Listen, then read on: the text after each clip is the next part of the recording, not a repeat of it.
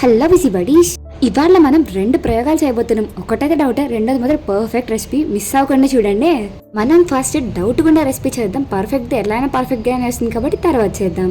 ఇంకా ప్రాసెస్ ఏంటో చూసేద్దాం పదండి. ఫస్ట్ గా స్టవ్ ఆన్ చేసుకుని ఒక గిన్నె పెట్టుకుని సరిపడా పాలు తీసుకోండి.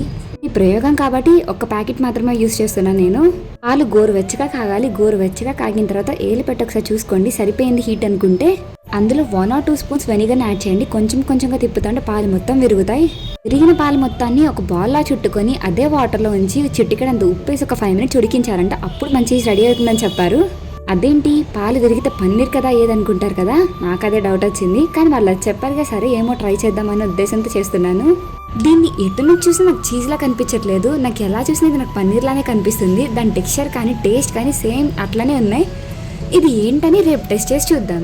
ఇంకపోతే మన రెండో రెసిపీ ఏంటో తెలుసా? Pizza sauce. చాలా సింపుల్ గా చూపిస్తాను, మీరు అలా సరదాగా చూసేయండి.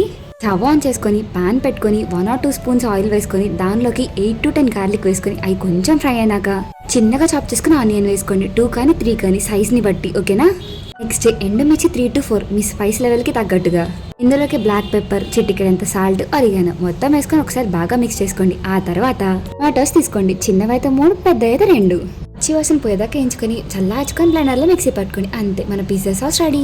పిజ్జా రెసిపీ కావాలన్నా అది చీజా కథ తెలియాలన్నా సబ్స్క్రైబ్ చేసుకోవాలి కదా.